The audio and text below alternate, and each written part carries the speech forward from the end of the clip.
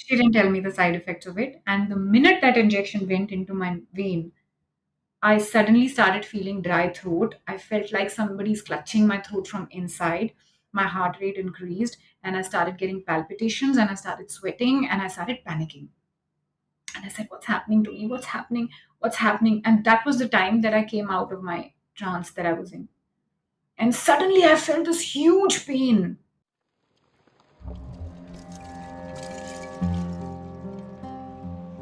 This is the Birth Agni podcast, the fire that brings us alive, that burns myths and opens a channel of authentic natural birth stories.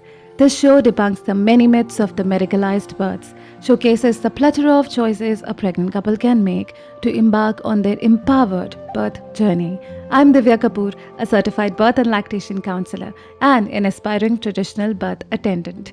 Let's get the flames blazing high. Today we have with us a special guest, Chhavi Mittal, an Indian television actress, model, producer, and mother of two beautiful children who had a horrific birth experience at the hands of the medical system.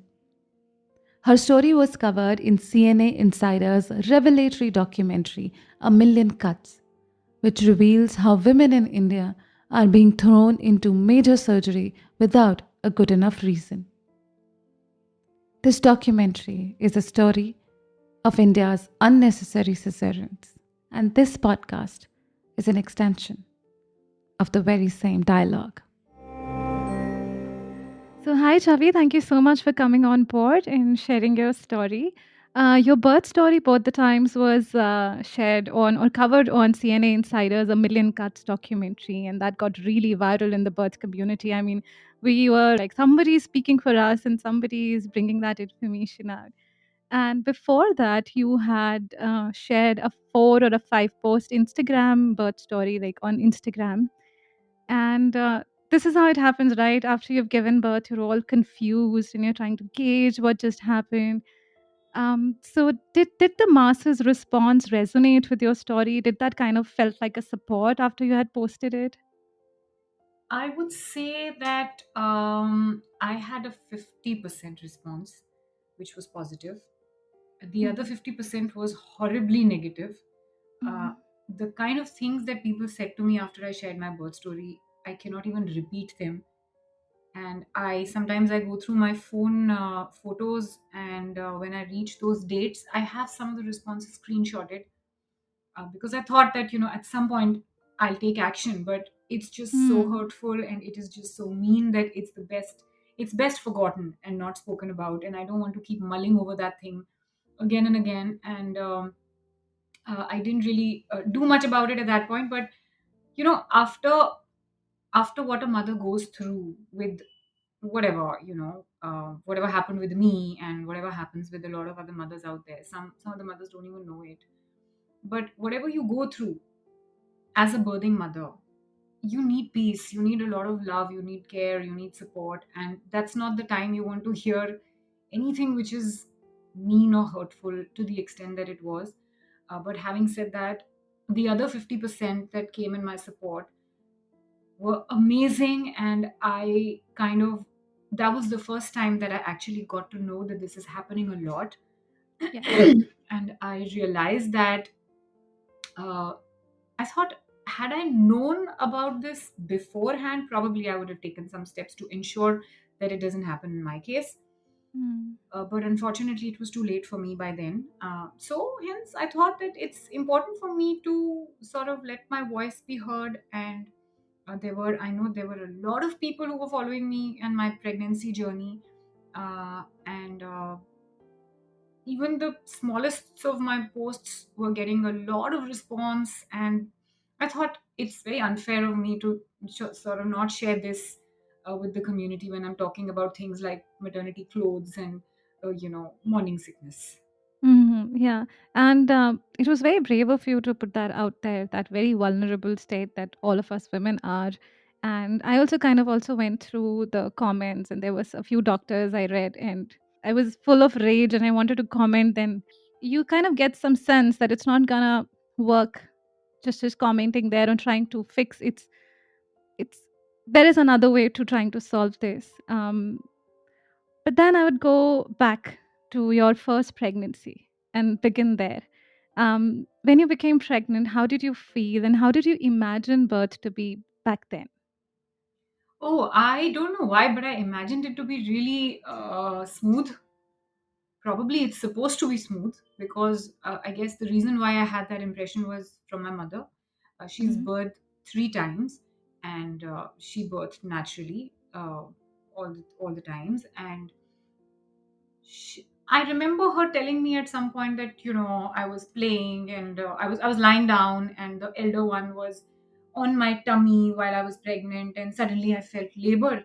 He was sitting on my tummy, and I imagined her sitting in her on with her big belly with my eldest brother sitting on it, and she not caring about it. She being all cool about it, which nowadays mothers are not. Oh, And she said, I mm. just suddenly felt labor. I went to the hospital, two pushes, and the second one was out. So Wow. it always felt like it was that easy. And Mhm. even she gave me a lot of encouragement that your mother has birthed thrice. Every time I've had normal deliveries, there's no question that you cannot have a normal delivery. You will have a normal delivery. So at that point I only knew that there's a normal delivery and there's a C-section. I hadn't Right. heard about natural births. Mhm. So my concern was that I want to have a vaginal birth. That's it. Mm. How Mm. you achieve it is the doctor's problem. I don't care Right. about anything else. So I think I was very ignorant, and like they say, ignorance is sometimes bliss.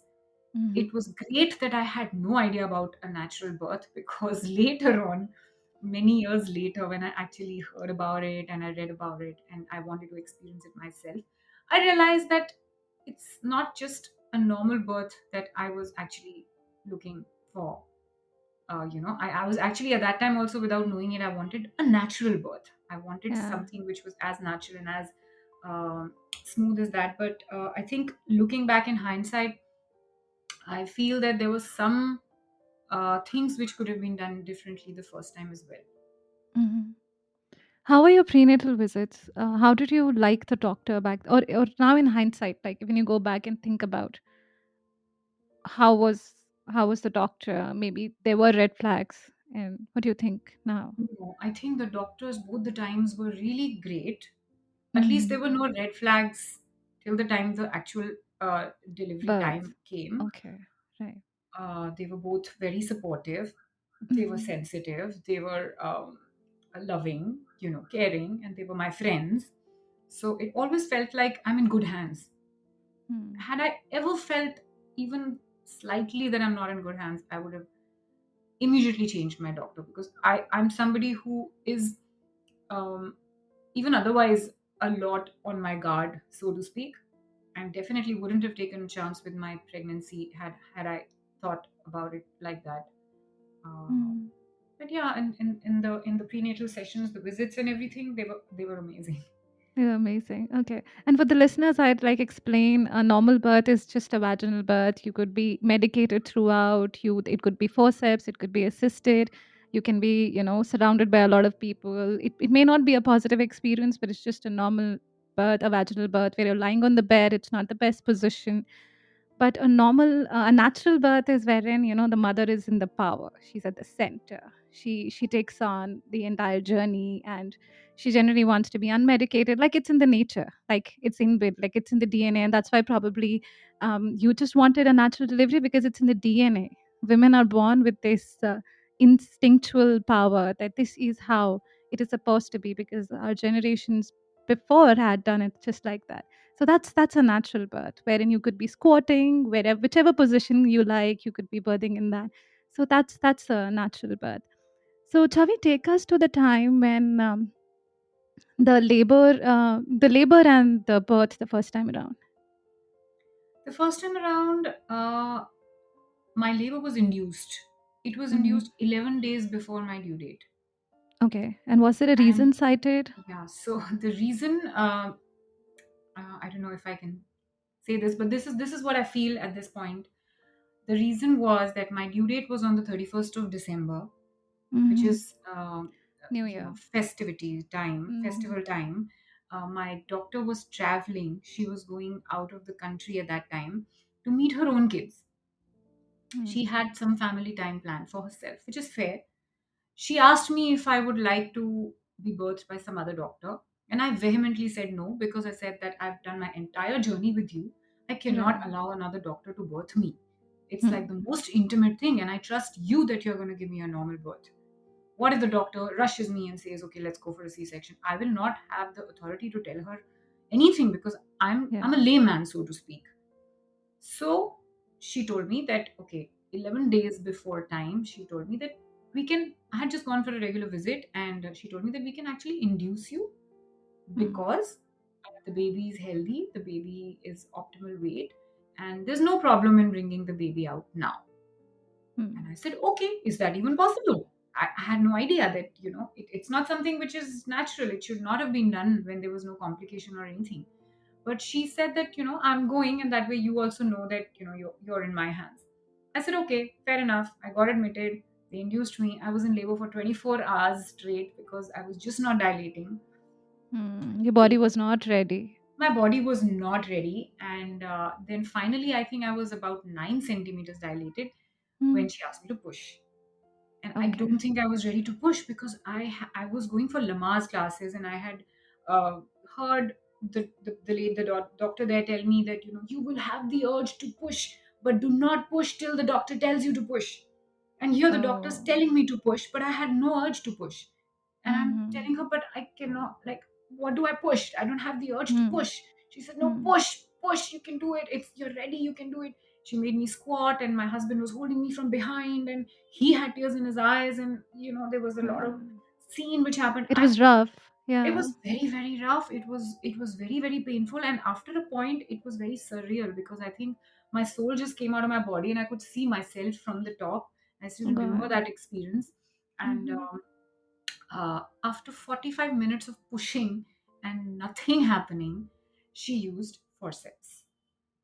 She used vacuum. What is that? Vacuum suction. Yes, we are. You'll Okay. begin with where it was you were made to Yeah. scope. Mm. So I kept pushing for 45 minutes and nothing happened. That's when the doctor asked us if she could use a vacuum pump to bring the baby out. And there was so much uh, stress at that time in the room, that there was no time for us to, Google it or find out what Mm. is vacuum, what is a vacuum pump, what are the pros and cons of it. And the doctor's asking, said, "You have to tell me. Can I do it? Do I have your consent?" I said, "Yeah, yeah, yeah, yeah." So she used a Yeah. vacuum, and the Okay. baby couldn't come out. Then she said, "I Mm-hmm. have to use forceps," and then Oh she God. used forceps. And this is much later that we realized that that was a huge risk that we put our baby at without knowing it. Yeah. And what if something untoward had happened? Yeah. Thankfully, nothing happened. We were lucky. Touch wood. But not everybody is that lucky, and you cannot take a decision like that without knowing what you're saying yes for. And today, when I look back, I feel that 11 days was way too early for my daughter to come out. And Mm-hmm. that's why the second time around, I waited for 10 days extra. So around Mm. crossed the due date by 10 days, because I Okay. decided that this time I am not going to induce labor. Although this was suggested to me, for what reason, again, I don't know. She said, the doctor told me that, then what if you go in labor on a Sunday, Oh because God. today is It's so Friday. horrible. Oh God. It's so Yeah. horrible that holidays and the mother I'm working with yesterday, she was in labor and we asked her to wait, be home, but she went and then the doctor was like, "You're gonna take 2 days. This is just a trailer." These were the words, and I was like, "Wow, amazing! Induction is an epidemic that India is suffering from. It's so sad to hear this." Yeah, and I mean, that word is taken so lightly. They just speak it so lightly. So I remember having that conversation with my doctor, and I said, if I go on labor and on a Sunday, then I go on a Sunday. But I'm not going to decide when my baby wants to come out, and Yeah. when the baby is ready, I will go into labor.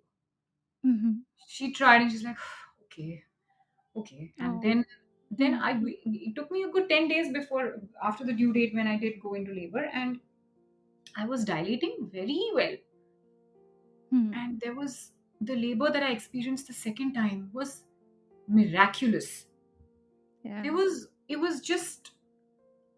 It was really, I meditated through my 8 centimeters of dilation.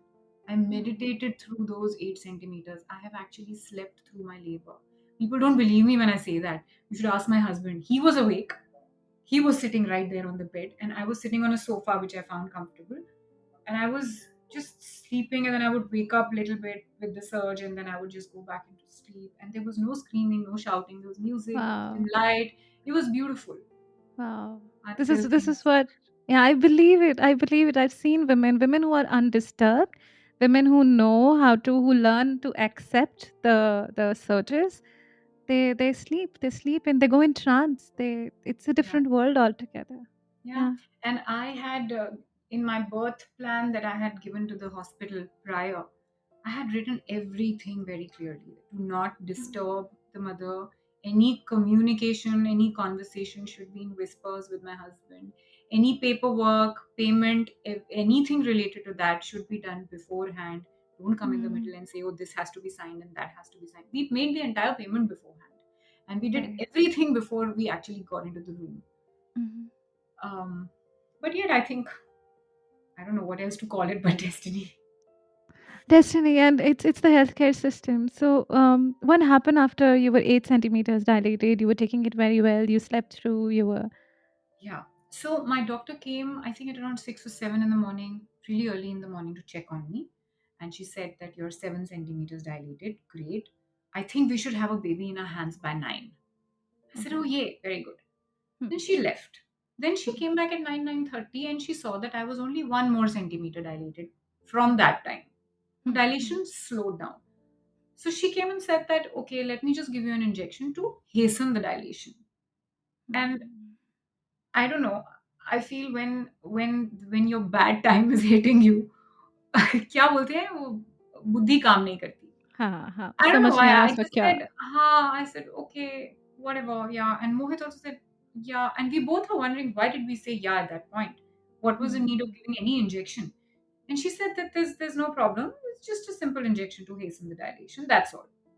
Yeah, she I did said, not tell you okay. about the pros and cons, No, she nothing. didn't tell me the side effects of it. And the minute that injection went into my vein, I suddenly started feeling dry throat. I felt like somebody's clutching my throat from inside. My heart rate increased, and I started getting palpitations, and I started sweating, and I started panicking. And I said, what's happening to me? What's happening? What's happening? And that was the time that I came out of my trance that I was in. And suddenly I felt this huge pain, which is actually the labor pain. I suddenly started feeling it, and it was horrible. And after that, I just couldn't go back into that state again. And Hmm. it was torture for me. I just kept crying after that, and then I stopped dilating completely. I think I Hmm. must have gone up to 8.5 Yeah, max. I did yeah. not go beyond it for the next 4 or 5 hours. I was like that because I still felt that no, I want to do it. I want to do it. But then those 3, 4, or 5 hours was so painful that I cannot forget that. And then eventually I said she came into the room and she started yelling at me. She Oh said, this God. is you're crazy. Your labor is fake. Your labor is not real. If you were in labor, you wouldn't have been sleeping. You don't know. This is not real labor. You should go in for C-section. You will kill the baby. And I mean, all this, oh she God. said all that. And all this is happening while the baby's heart rate was being monitored. There was no problem. It was absolutely Hmm. normal. It's not like anything, the heart rate was going here or there. What else is the way to know that something is going That is the wrong? only thing. That is the only thing. So I said, I just going to talk like that. I said, okay, okay, then let's do it. Hmm. And then I still remember I told her that, can I go to the washroom once? Hmm. Hmm. She said, अभी क्या washroom? अभी catheter लगाएंगे चलो. And then my Oh husband told God. us, he said, relax, doctor. She just wants to take 5 minutes. Hmm. She'll go to the loo. She wants to pee in the loo. And she said, okay, oh God. And she just stormed out of the room. Then I went into She the was washroom. irritated. She was irritated because it was 2 o'clock by then. And she Hmm. was there from 7 in the morning. Hmm. And this was 13th May, so I don't know if it was a Sunday or whatever. I don't remember that.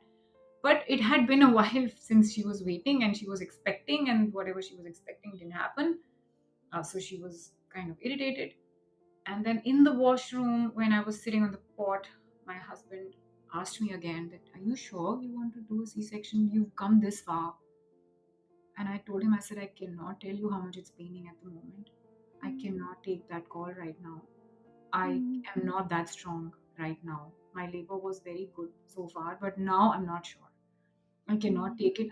I'm dying right now." And that time, um, the surge was lasting a minute and a half almost. It Okay. was a long surge and then a 30-second respite. So it was strong Yeah. labor. Yeah. That's what induction does. It brings contractions one on top of the other, and there's no relief. So then I came out and I saw a wheelchair there, and then I thought, okay, we'll go. Now, in my birth plan, the Mm, very first thing that I had written is my husband will not leave my side till we have a baby in our hand. That was mm, the first thing that was written. Okay. Now I reach the outside the OT, mm, and suddenly I have these 4 5 people in scrubs with masks on, and I can't see their mm. faces. I don't know who's who, and they are just towering upon me and stopping my husband from going inside the OT. And I said, "No, he has to come with me. He's going to be with me." And at that point, as a mother who's in such strong labor and so much pain, the only person who was mine was him. Everybody else felt like an alien. And at that point, I am not exaggerating. I felt, what if something wrong is done on purpose? I mean, I know that nobody would Yeah. do that, but that is the lack of faith that I had at that point. And Yeah. I fought for him. I had to fight for him, and I couldn't even talk. And I looked at my doctor and I said, "Why are you doing this to me?" I was very Mm, clear from the very beginning that Mohit is not going to leave my side. Why are you doing this to me? What am I saying? I'm just saying he's going to be there. That's all. He's not going to do anything. yeah. And she was still like, "You don't understand this protocol. Wait, let me call." And she picked up the phone and she stormed somewhere out. And then the Mm, pediatrician was there, who I overheard their conversation a little away from me. She said, "Let him come now. He's just going to hold her hand. Just let her come. yeah. Let's do this." As human as this is. So then she's like, "Okay, fine." Then they took me inside, and then suddenly she was calm. She was very calm and Uh, smiling and happy, and she said a statement which I still remember her face and I remember the tone in which she said it. She said, "I'm known for giving the smallest incisions. You will not even know that you had a surgery." And I thought, I don't care. I don't care about the size of the incision and how pretty it looks. You're cutting through layers of my skin, my intestine, whatever, my stomach, and you're bringing my baby out in a way that I never wanted. And the baby came out. The next thing I know, I was given an injection through the IV and I mm. passed out. Okay, they made you sleep. They made me sleep and I wasn't aware of that. And again, in my birth plan, I had clearly mentioned that I want the baby on my breast as soon as the baby comes out. Do not cut the umbilical cord. Yeah. They took the baby out, cut the umbilical cord, and took him away. And I'm watching him, and Mohit is watching him. He's like, "Where are you taking the baby?" And then I know that they took the baby out somewhere, out of some other door. Mohit went running after them. And here this injection was put into me, and I don't know what's happening. Next thing I know, I wake up somewhere else, and I'm in a panic state because I kept waking up in the middle of my whatever, and I would say, "Where's my baby? Where's my husband? Where's my baby?" And then I would see Mohit giving him skin to skin, shirtless, and then he would say, "Baby, I'm here. I'm here. Baby's with me. Don't worry, I'm here." I would go back to sleep, and then again I would wake up. I don't know after how long and say, "Where's my baby? Where's my husband?" It happened 2 3 times, and I remember the Mm. time that I woke up and said this, and I saw them. I don't remember how much time did I sleep in the middle. I was super cold, which I think is normal at Normal, yeah. surgery. Yeah. Mm. So yeah, it was something which could have been really beautiful, but it turned out to Yeah. be something really ghastly. Yeah. And some of the visuals from that day and some of the things that were said to me, I can never forget. Mm. And I still remember that after I came out with my birth story. Okay, so the next morning, I remember that uh, I was written about in the Bombay Times. Mm. And then now my doctor was also, she also defied my birth plan. My pediatrician also defied my birth plan, because I had spoken to Yes. her also very clearly. These are the things that I want you to do. So my doctor came and she was being extra sweet to me that day. And Mm. I can't help but think that, now she's probably worried about what I can say or what I can And say. do. Yeah. Yeah. Uh, She was anyway, love bombing you. I thought that I don't want to name anybody, and I don't want to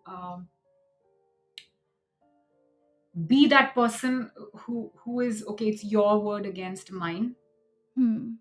And it is also, that experience was so horrible for me that it took me a long time to get over it.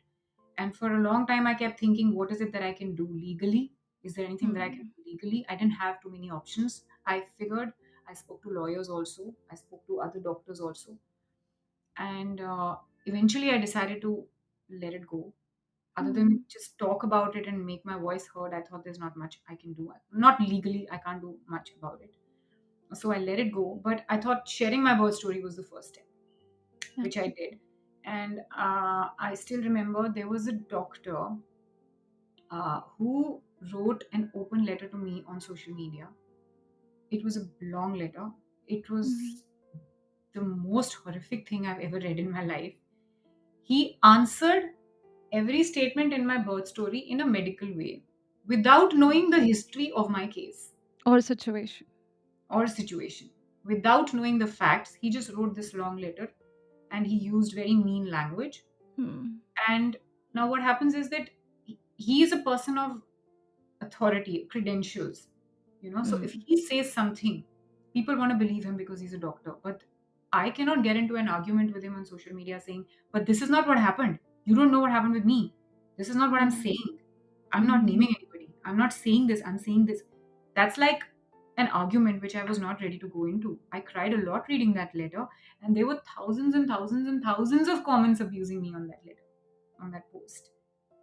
And then, And now you tell me, is it a coincidence that few weeks later I saw that that doctor is appearing as a hero in a film, and then his posters come out, and the I feel doctor it that, was, oh, yeah, that I feel wrote it an was, open letter to you, that doctor. yes, yes, Oh and I feel it God. was nothing but a publicity stunt which he used, Oh you know, God. It's so horrible on someone's vulnerable state. yeah. So And what so happened to you, Chavi, is very real. It happens to many, many women in India. And either they're induced in the beginning, they've not even given a chance to labor, or they are given an injection to hasten the labor, which happened with me too. And I didn't take it well. Like you panicked, I was breathless. And then they were trying to have an oxygen cylinder, trying to make me breathe. And I was like, now I do not know what's happening to me because now I don't know. Then they made me lie on the bed. They did not let me use the washroom, that you'll birth the baby in the washroom. And I was like, oh, so be it. But just like you, yeah, I couldn't understand what's happening. Maybe they're right, maybe they're not. A part of me kept saying that, okay, let's have the baby in the washroom. A part of me was like, what then? And then an emergency cesarean. That's exactly what happened. And it's wrong. It is absolutely wrong to not tell the mother what you're doing to her body. And if she's doing absolutely well, WHO says you should not be interfering, giving anything just because you want to go home. It's selfish. And there are no and I can say this openly because it is my podcast, that that there has to be laws, just not for the baby, for the mothers who are birthing. They need to be protected. They are the ones birthing. It's not the doctors. You're not delivering a baby. You are just supporting the woman do it. and true. and there has to be multiple doctors on the round for a mother. I mean, at least on rounds, there's one primary doctor and there has to be other people around so that the work is divided for mothers to have that kind of a support. I remember there was one doctor who was an assistant doctor or something. She was very very sensitive towards me, and she took me on the side, on the sly, and made me squat and made me do a lot of things so that I could dilate naturally. She said that, Wow. Chavi, nobody is going to understand this over here, but I'm telling you, I'm with you. If you can just push a little harder, just just squat, do your duck walks, do something. We need to make you dilate naturally. Otherwise, I'll not be able to stop anybody from taking you in for a C-section. Wow. And I remember at that point, I had given up so badly that I couldn't even squat. I was in so much pain and I couldn't even do a proper squat, like one squat I couldn't do. And you're It was, so active. You yeah, are so active. And despite that, your body just becomes numb because you were in a state of shock. And the body responds to shock. And that wonderful gynecologist, the to be gynecologist, she's sweet right now. I hope the system doesn't get over her and create yeah. another authority figure who stops supporting women. And I also went to the extent of taking all the records from the hospital of, the nursing station. And I want to say that I couldn't help but notice the language that they were written in, like patient refused medicine. That's it. Hmm. Why did the patient refuse medicine at that time? Because patient was feeding the baby. Yeah. Patient refused medicine. That's it. That's it. Authority. It looks Offended. like it looks like I'm the bad one. I'm not letting them give me medicine. I'm trying to feed my baby for it's the first day I'm trying to feed my baby. You're gonna come and tell me I have to give you a pill. I'll tell you that wait 10 minutes Hmm. later, come back 15 minutes Hmm. later. That you'll not put down in your notes. You'll write patient refused medicine. Yeah, it So needs to change. it's very not pro the mother. Yes. It is pro the authorities. And authority, like, I am saving you. How dare you say, come in 5 minutes later? You're wasting my time. But I paid you for your time. Do you see? I paid you. It's a service relationship. Yeah. Um, that's where it's gone wrong, and it's across the world, Mm. and it's sad. It's throughout the world, and India is more hit because it's still a third world developing country, industrialized. I hope things better with your stories coming out, and more and more mothers realizing that hospitals, you need to really have your guards up if you go to hospitals, and there has to be better ways. There has to be birth centers. There has to be more midwifery care, and women have to be at the center. I think the best thing that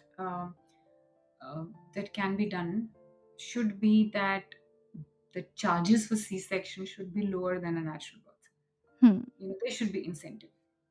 Yeah. You know, right now what's happening is that I hear this again. I don't know how correct it is, but the the medical fraternity is also getting so corporatized that doctors Yes. also have a lot of pressures on their heads. They Yes. also have targets to meet. So Yes. if you give them a target as per their targets, if a natural birth or at least a normal birth is better than a C-section, probably something can go in the positive direction. Second thing which I feel probably can make a difference is insurance companies Hmm. should help. That if somebody is going in for a C-section, uh, and the hospital has to claim the payment through the insurance, Hmm. they should be very very clearly answerable to why the person was taken into C-section. Which Otherwise, today no it is insurance. not. Yeah, Which which today it is not. Even to the which abroad government. abroad in a lot of countries it is. You are asked Hmm. 100 questions by the insurance company if somebody is taken in for a C-section vis-a-vis a normal delivery. You need to answer to them why this thing happened. Hmm. So if some rules like that can come into place, probably it'll make a little difference. Yes. And today insurance companies are actually incentivizing, or because you're making a bigger bill with cesarean sections and with surgeries, with Yeah, induction epidural cycles, you give an induction, you have to give an epidural. So that correct. kind of money making. So it's just going Yeah, the other way around. The moment you show your insurance papers, maybe your happy going natural birth converts into a surgical birth. It's and it's not on the mother. It's not women. So I hear this a lot, Chavi. I'm sure you also hear women today have changed. Women in the earlier days were more hardworking. I yeah, mean, You are so active. You've Yeah. been, with your fitness journey. You've shown us on your, on your social media profile how fit you've been and how exercise you do. Despite that, when because of the faulty medical system, women have to go through this, then it's not on women.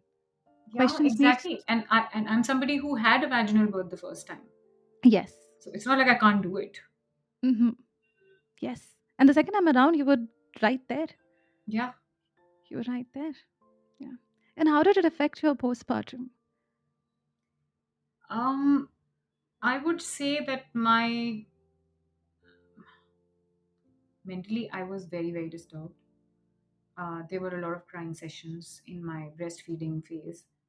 Mm, Um, like that question of that frustration, basically it was just so frustrating that I did everything that I could and then I gave up in the end. And I couldn't help but blame myself that I gave up right at the end, right at the finish line. I gave up. I should have held on a little more. And so did my husband. He also went through a tough time because he thought, why did I say yes to that injection? I was the one, it was my responsibility as a hypnobirthing partner to stop the doctor. Why didn't I stop? Why didn't I say anything? What happened to me? Why did I approve of the C-section? Why did I give my nod for it? I wasn't strong enough, he kept thinking. And I kept thinking I wasn't strong enough. And mm, I think my breastfeeding journey the second time was not as smooth as the first time. And I will always miss that. I couldn't breastfeed Arham as much as I did Ariza. I was exclusively breastfeeding Ariza. So it was mm, never 100% exclusive breastfeeding with Arham. And I hate that. I hate that. I don't know what long term difference it makes to him. And I also sometimes feel that, the fact that I couldn't do anything as a mother for him when he was pulled out. They just cut his mm, cord and they took him, and then, so much I had read and practiced for what for if I couldn't do it at the right time. So those thoughts kept creeping in, and then on top of that, the comments on social media and that letter, there's more frustration that there's nothing I can do about it. I need a lot of proof to do something about it. And how do I mm. get proof of what happened? How can I say that the pitocin which was given to me was not needed? How do I prove that as a person who's not a medical, Yeah, certified person? yeah, So, and I thought that, do I really want to keep doing this? And I knew that if I do this, I will be doing it for years. It's not yes. a battle that I can win over a few months. Yeah, it's So gonna what kind of traumatize you all the more. traumatized me and had an effect on my family, had an effect on my work, on my children? What is the kind of life that I want to give them? Eventually I had to just let it go, which is also frustrating Mm, at a certain level. it is. Yeah. So those are thoughts which were very, very strong at that point. And I feel that, life goes on no matter what. And we are Yes, built in a way that we tend to forget things which are painful. And thank God for that, because otherwise everybody would be just depressed, because there are so many things that happen with people. If you just keep mulling over them, then there's no going forward. So yeah, having a sense of that, I decided to move forward and let go of it. But yeah, that yeah, time was tough. yeah. And then on top of that, I was this was this I was a second time mother. So Riza was also 6 years old. She also needed attention. And breastfeeding this one with taking care that the other one is not neglected, at the same time taking care of myself and my stitches, which I hated Mm, because I thought they was totally unnecessary and not needed. And then, my personal goals in life, I'm a workaholic, and for me to put work aside is something which I don't like to do. I enjoy working. I enjoy working out. Everything was put aside that I like doing, and everything that I didn't want was here put in my lap. And all that was probably, I think it's natural for anybody to be absolutely snapping at natural. that point. Yeah, postpartum depression, PTSD, all of this comes from the kind of birth experiences women are having. We are saying it's the lifestyle. We are not questioning the kind of birth women are having. There is there is a sense of achievement that women have when they birth the way they wish, or when they're held in their birth, even if that's a cesarean, that is fine. Yeah. But they should be held. It should be their decision. So even if they decide for themselves, when they are at the center of making the decisions in their births, they have a sense of satisfaction. When that is taken away from them, no matter how much you try and pacify, okay, you have a baby, live on, go on, you have a baby, everything was done, it's fine, it happens. Normalizing abuse is not okay. Mm. And it is abuse, which is why a lot of postpartum is becoming hard for women, and it wasn't as hard in the earlier days. Mm. It is becoming harder and harder because of all this, because it's in the head. And if that's not centered, the rest of us actually goes into a turmoil, into a bad phase. And women need to be held right from pregnancy, birth, and then postpartum. A Yeah. happy mother makes a happy baby. So and the change will come with these stories, Chavi. And thank you so much for doing this with us and bringing this out to the masses. Would you like to say something before we kind of wrap up, to the women when they are planning a pregnancy, preparing? Yeah. So I think the only thing that I want to tell all the mothers is that it is your choice, and don't let anybody else tell you that it is not your choice. And be informed.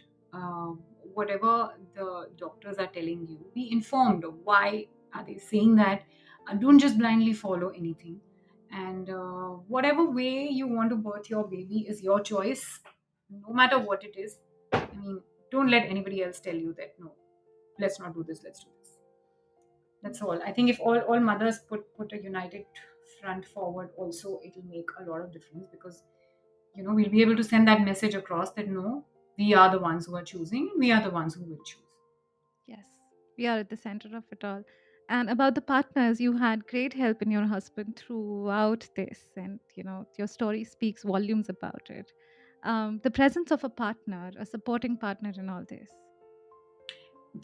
Partner is, I think, extremely important, because we nowadays we talk a lot about equal parenting, but I think being pregnant is also not just not the mother is not the only one who's pregnant, it's the father also who's pregnant. You're pregnant together, because taking care of a pregnant mother is an equally tough job, as much as Yeah. it is for her to take care of herself.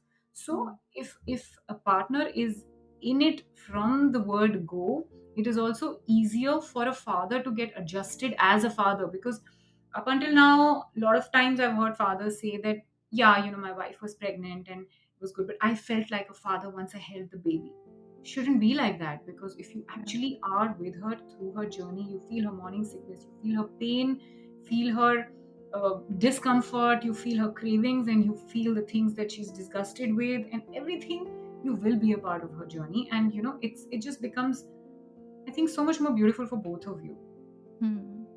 And again, birthing also, uh, it's I've seen it in Mohit, that he was, in fact, a funny anecdote from the first time I was delivering, when my doctor was asking me to push and I was in a lot of pain. Mohit must have been crying somewhere here, because my doctor was only looking at him and she was asking him, Mohit, are you okay? Are you okay? Instead of asking me, Chavi, are you okay? No, she was asking him. So that's Yeah. how much in discomfort he was, and that's how much in pain he must have been, seeing me like that, and actually holding me by the shoulders and trying to make me sit the way she was asking me to sit, and helping me push, and telling me he was there. And I think that's why we make a team when we parent our kids. Yeah. And it transitions into parenthood so well when you do it together, when you're in it together. Yeah. Thank you so much, Avi. Thank you so much for Thank being you. with us on the podcast. Thank you, Divya. It was lovely being here.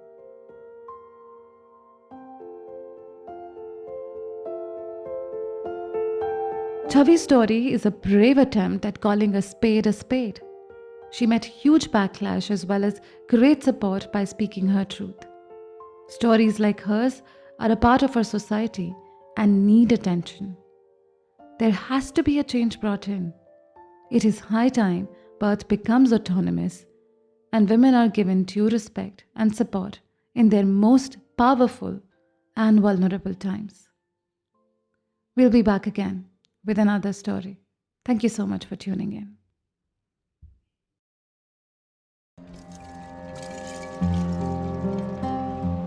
There is a field beyond fear, where the body is empowered to take on labor and birth. To land there, it is crucial to take birth education. To enroll into our unique labor and birth preparation course, reach out to us at www.birthagni.com or scroll through all available prenatal and postnatal preparation classes.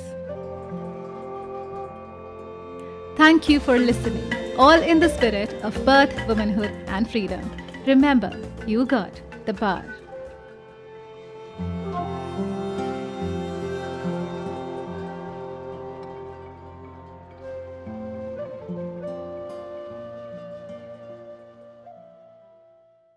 This podcast is about physiological birth and does not offer or claim to provide medical knowledge or diagnosis.